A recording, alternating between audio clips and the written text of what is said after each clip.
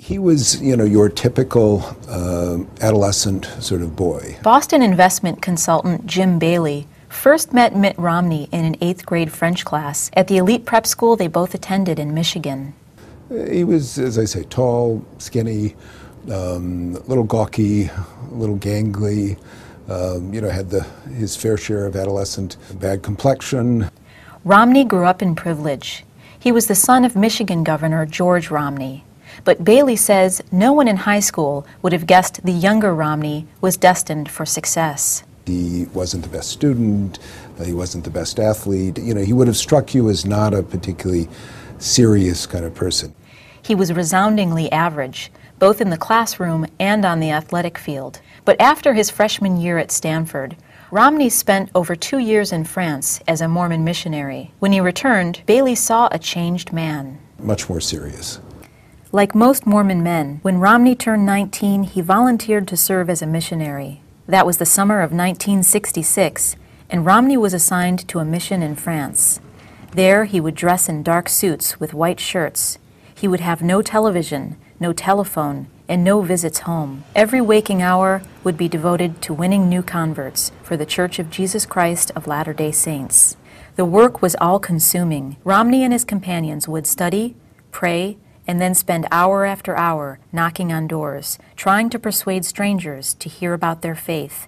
One of the first things you learn is your door approach. What do you say when you knock on that door? Okay, nous sommes, bonjour madame ou monsieur, nous sommes deux jeunes gens américains dans le quartier aujourd'hui. Nous sommes missionnaires pour l'église de Jésus-Christ des saints des derniers. I mean, you go through this thing, you've got your door approach pretty much down pat.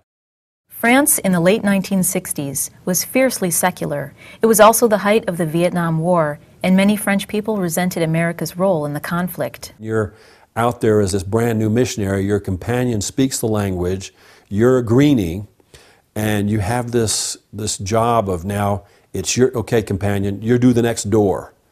And it's like, oh my goodness. Finding converts in France was a frustrating and daunting task. Yeah, after you get door slammed in your face week after week and month after month, it's easy to kind of get down. And so you're just kind of going through the motions without any real heart and enthusiasm in it.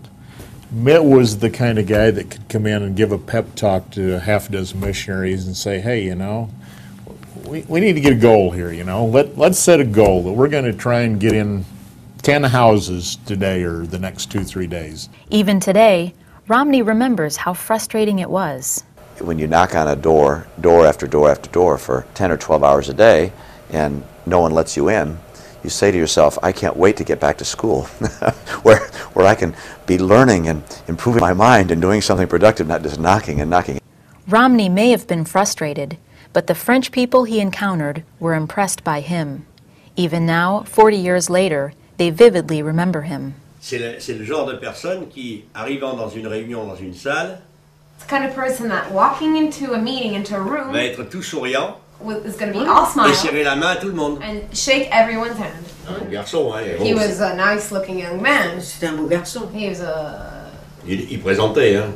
Il était grand, il était mince, il était... He was thin, he was tall, he was a... Toutes les filles devaient se palmer devant lui. All the girls must have drilled him. Par mission, hein. But not in his mission. Romney also stood out for his devotion to his girlfriend in Michigan. He had met Ann Davies in high school, and he wrote to her faithfully from France. It was fairly common for missionaries to get what we called were Dear John letters. And we had actually a gallery in one of our apartments where the missionaries stuck the pictures up there, and I'll love you for eternity, and then the missionary wrote down below, in this case eternity meant 18 months or 6 months or whatever it was. But Ann waited. Everyone knew that Mitt Romney was going to go back home in 2.5 years and come back to the States, and that's who he was going to get married to. But Romney almost didn't make it home. In June of 1968, he was the driver in a tragic car accident. One of his passengers was killed. Recently, on the campaign trail, Romney described how the driver of the other car misjudged the curve in the road and came barreling into his lane. My recollection was that he was going approximately 70 miles an hour and came into our lane unanticipated, unseen. I don't think there were any skid marks, meaning we saw each other so last minute there was no time to brake. It was just an immediate head-on collision. At the time, Romney was the assistant to the president of the mission, the highest job for a missionary. His car was packed. The mission president's wife, Leola Anderson, who had been sitting right beside him, was crushed in the accident. Suzanne Farrell, a French Mormon, was riding in the back seat. She rode in the ambulance with the dying Sister Anderson. We were in the ambulance together. We would hold hands. She kept talking and talking in English. And to later know that these were her last instants, that shocked me. Here in the States, wife of French mission president dies in crash. Willard Mitt Romney, 21 son of Governor George Romney of Michigan, who is... The policeman who found Romney's battered body incorrectly reported that he was dead. He had been seriously injured, however, and would spend several days in the hospital. Experiencing an accident like that, where you lose someone you respect enormously, where you've been at death's door and been sitting next to somebody who you cared about, who died, it really does make you pause and reflect on why we're here, what's important to you, what you want to do with your life. President Anderson flew back to the United States to bury his wife and to recover from his wounds. In his absence, Romney and another assistant ran the entire French mission. Despite his own injuries and the trauma of the crash, Romney threw himself into the work.